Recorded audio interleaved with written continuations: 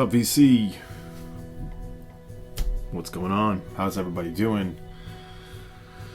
Coming back at you with a couple of updates and specifically touching on a topic that's always popular in the VC. Box sets, and I thought I was done with them. I limited them, but I've still procured a few, but I'm pretty happy with these. Some pretty excellent sets, although, yeah, a little unwieldy. I've also been thinking a lot about the records that came out in September of 2001, which I'll touch on with my first box set, but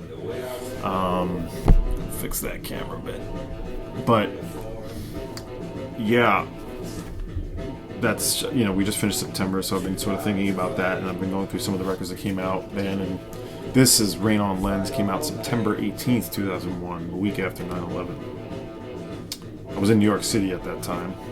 I'll touch on that in a second, but this was in print for a long time with Drag City, and then it was gone for years and years. So I've always had the CD of this. This is one of the few Smog records that I didn't have. So we're listening to that. Rain on Lens from 2001. One of his darker affairs, and one of two records that Smog was in parentheses. Supper as well. So we're going to hear some of that. So my first box set is not just one. Oh, they fell. That's alright. Yes, here it is. Wilco, Yankee Hotel Foxtrot, the Deluxe 11 LP. Now, this is one of my favorite all-time records, but not actually my favorite Wilco record. But I love this thing. This has got remastered album and an alternate version of the album that was submitted, or not actually submitted to the label, they're not totally sure, but was the early version of the album, which you can really hear an improvement. There's everything that's with it. They call that sort of Building Yankee Hotel Foxtrot, I believe it is. American Aquarium. The next two albums in it, and then you have Here Comes Everybody, Unified Theory of Everything, and Lonely in the Deep End, all different demos, alternate versions. There's a track, Ashes of American Flags, that features a Stravinsky piece that's interwoven throughout the entire thing that they couldn't get clearance to originally, and that's here. A lot of great takes, and really what strikes me about this record is how important Jim O'Rourke was to the mixing of this record. He was essentially a member of the band, really, and orchestrating, not just mixing, but orchestrating all of these layers of sounds, profoundly, really.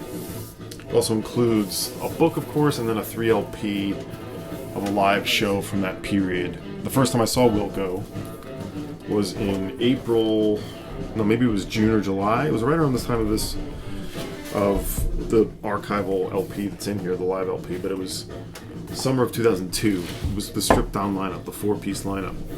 Until that time, the only association I had with them was listening to Summer Teeth as a music director in college, and I didn't really like it. In fact, didn't think I was going to be into Wilco. But this record came out.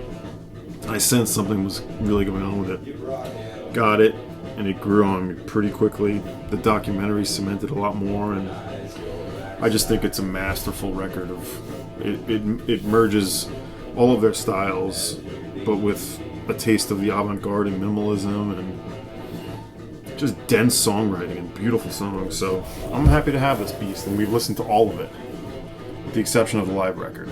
We've heard the remastered record, it sounds good, but I'm loving all of the alternates. So Chris at the Long Cut did a nice video on it. I'm going to link below to my unboxing of it that I did for Angry Mom. That's a beast. I thought I was done with box sets. Thinking more about records that came out that month, because that record was supposed to come out September 11, 2001. It obviously didn't. It never got accepted by Reprise, and then it was dropped. They were dropped, and then Nunsuch bought the rights, and it came out in April 2002. But a record that did come out, let's see, where did I put it now? That did come out September 11th is this one, and a classic, I think. There we go. here it is. Beautiful, probably the best record by the Microphones, Phil Elverum, who also does Mount Erie. I have 3 or 4 Microphones records. This is the 3LP first reissue, actually. I've always had the CD that came out that day. I didn't buy it that day. I bought it maybe a few weeks later because nothing was really happening that day. But this record did come out in 2001 on 9/11, and it really does remind me of it. It's just beautiful. I mean, I Want Wind to Blow is an incredible opening track. I think Davis has talked about this, Fred, but yeah, this is not a box set. Well, it kind of is. It's 3LP. But this is, if you've never heard this record, you should definitely do yourself a solid. It's epic, sweeping. There's lots of sort of space and field, almost like field recordings and sort of tape manipulation amidst sort of, you know, good hushed indie rock, folk music, and this would be up there on my greatest albums of all time. Came out that day. I'll get to another one another time. Let's show another box set. Here's one that also reminds me of that time, although it was pre 9/11. Ladio Balaco from 97-99. This is a box set with a slipcase, a 3LP set of all of their recordings. This is a band that was never properly sort of documented until now. It's on the Castle Face label, and you can see sort of the grainy, sort of more barren landscape of New York. Even in the 90s it was like that. That's kind of when I was going there. I was in high school at Queens at that time, and so we would hang out occasionally, you know, go to the East Village. I never saw these guys. I was barely seeing bands then. I don't know why. Who knows? I was just doing dumb shit with friends. But these guys were associated with like Oneida, I believe. Definitely on the experimental rock, krautrock, sort of avant rock kind of scene. And this stuff I think was only released as CDs. Strange Warmings of Ladio Balaco. This is part 2. I think this is part 1 here. The Purple Body. And then the third LP in here is As If by Remote, all on Castle Face in real time, As If by Remote. There's the Castle Face too. Always a different Castle Face. I'll insert a sound with these guys because this is something that I wasn't really familiar with at the time. I've been familiar with a little bit by name, and I'm really just digging into this. It's really cool stuff. I haven't shown or seen anyone show it, so you're on notice. This is still available, I think.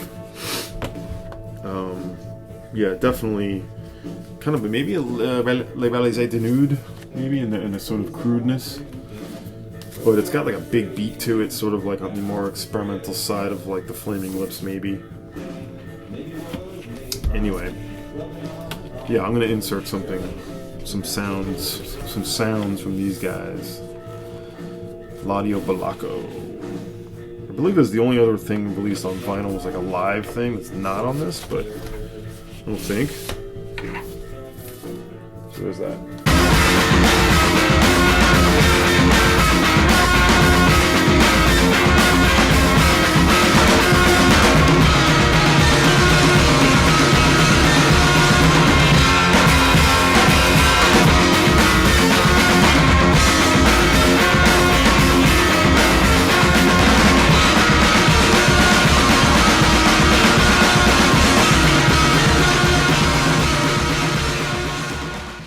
In New York City as well, another record that came out at that time, and this one was released on 9/11. This one was released the week before 9/11, September 4th, and this was on Tiger Style Records, American Analog set, a band very much sort of in the post-rock, krautrock, sort of repetitive but sort of beautiful, warm tones.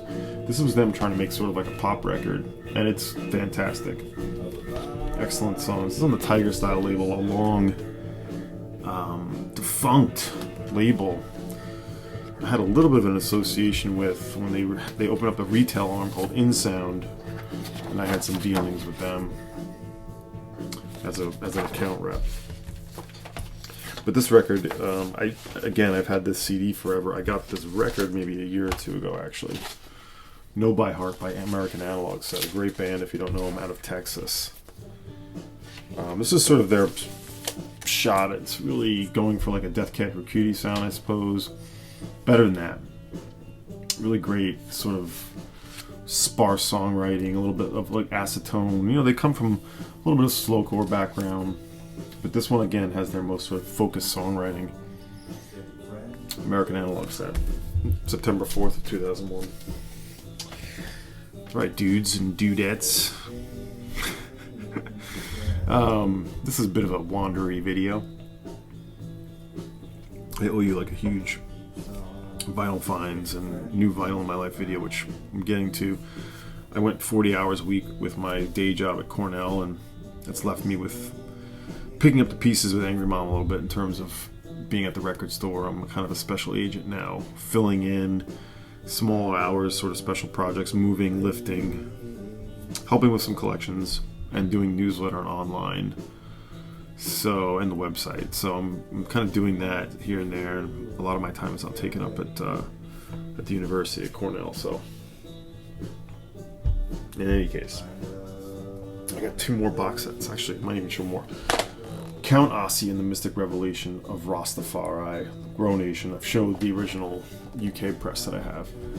This is an expanded, it's always been a 3LP, but this now includes a 7-inch and a ton more sort of ephemera documents. Here's the hype sticker that I cut out. They re-released, Soul Jazz re-released this in just a 3LP. Now it includes this 7-inch. This is the Vulcan label. This is the original label in the UK. I have like the second UK edition. So this, I believe, has never been released before. So that was kind of the draw.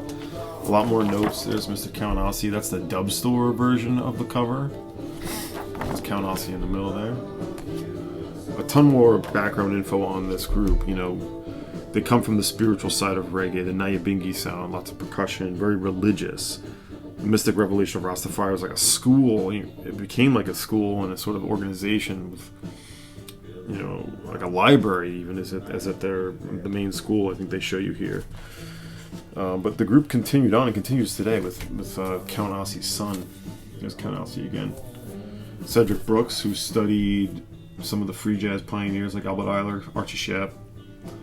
And there's a bit of that free sort of caterwaul to this music. It's just incredible. It's like going to mass. I love Grow Nation. I also have Tales of Mozambique, the original dynamic on that one, but there it is again. Grow Nation.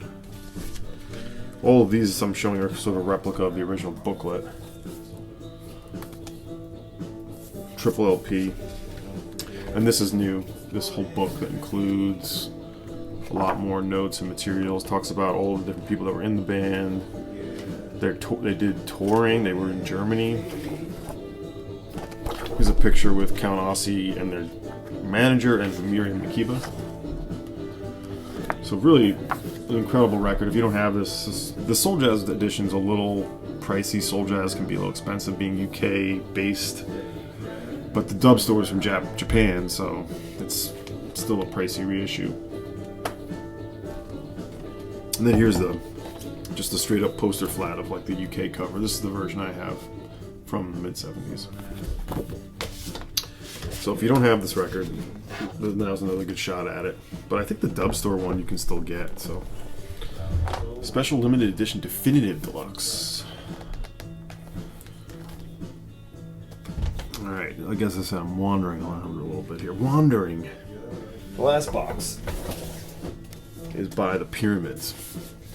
Free, spiritual, sort of soul, funk group that made some great private releases in the early to mid-70s, helmed by Idris Akamor.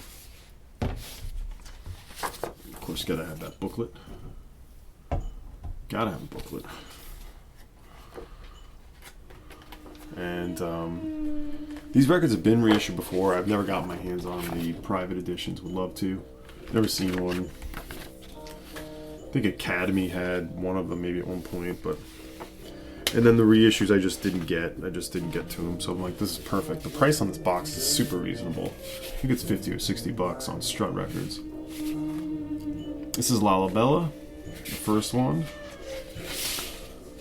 And you know, this band, I love it. It just combines up-tempo sort of,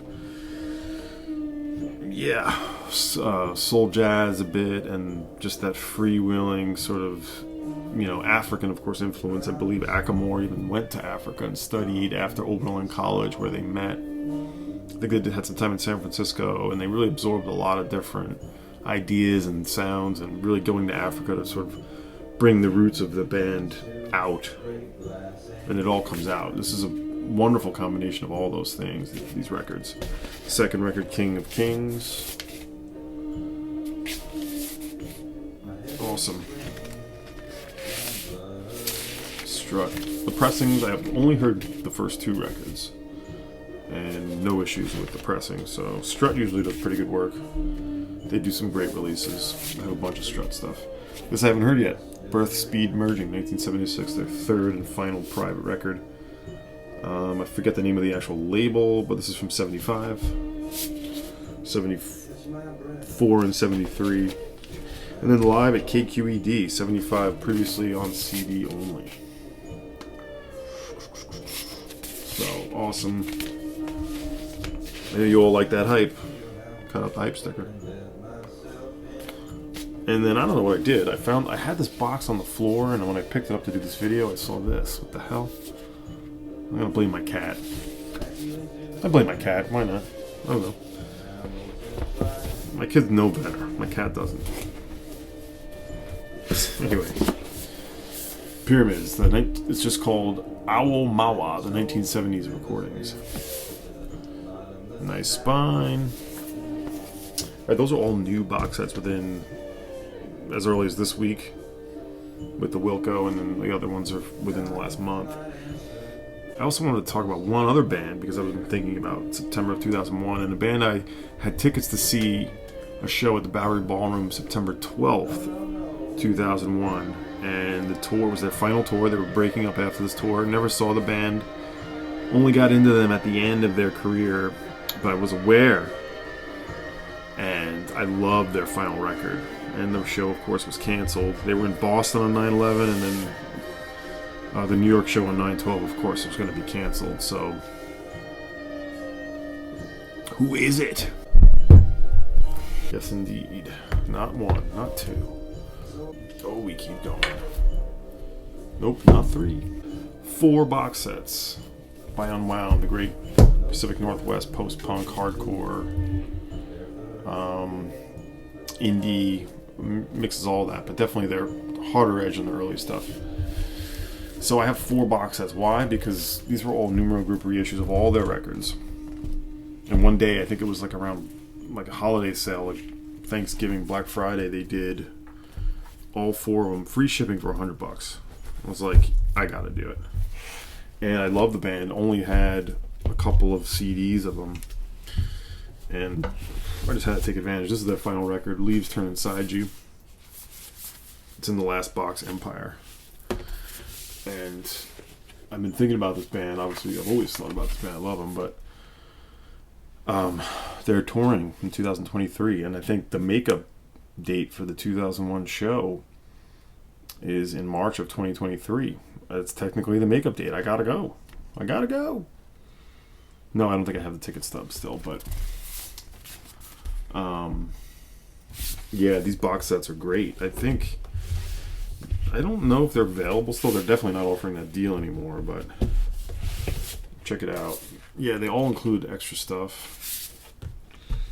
Booklets. I won't go into all of them, but it's 4 box sets with like 4 records each, so they have obviously a fair amount of records. No Energy, 202.4. Rat Conspiracy, 202.3. That's the end of the Smog record. I'm going to wrap this up. I'm just going to pull a few out. Well, I think what they did is like they used band live shots and then like the original covers are in sound. Yeah, here's Fake Train, which I like. That's kind of a cool. I like original artwork being used, but I like doing it this way. It's kind of neat. Like the inner sleeve is the original sleeve, and then you have these new kind of stylized band pics. So this is a great band if no one knows them. I would check out New Plastic Ideas or Leaves Turn Inside You as the records to check out. This Kid Is Gone, I think this is the first one. Yeah, going back to the early 90s, the first 4 records. So, I gotta go to that show. The 3 nights at Irving Plaza in Manhattan, March of 2023. So, I've been thinking about that. And there's more records that came out that month, that dubious month, that I've been sort of checking out. But I don't know. You know, who knows for no particular reason. I guess it's the Wilco box that sort of has influenced this sort of investigation into that, because that record is so tied up in those times, as Chris talked about. And I remember feeling like that too, even though I didn't really start listening to it till it came out in 2002. Because like I said, I was not a Wilco guy until after this. And it's a masterpiece. All the building blocks of the songs and the albums, hearing how it was made, pretty inspiring, I have to say. And the book really gives lots of great detail to just talking about what it took to mix these records, this song, and talking a lot about how a record could be done whenever you want it to be. You could work on it for 20 years, and they just had to pick a version and they went with it, and Jim O'Rourke really helped mold it into the record it was. And Jay Bennett too really was a vital part of the band. So in any case, we'll see where I go from here with box sets. I'm making my way through these. I got more. I don't have more box sets. I got more new records, but these are good ones. I'm happy to have these. Solid stuff. So actually, now that I say, there is one more coming this year that I'll get into another time. Anyway, thanks VC. Hope everyone enjoyed that. I know it was a bit rambly. Be well, be good, and I'll be talking to you soon. Talking to you in the comments. Talk to me in the comments. Leave a comment. Don't. I don't care. Enjoy it. Get yourself a box set.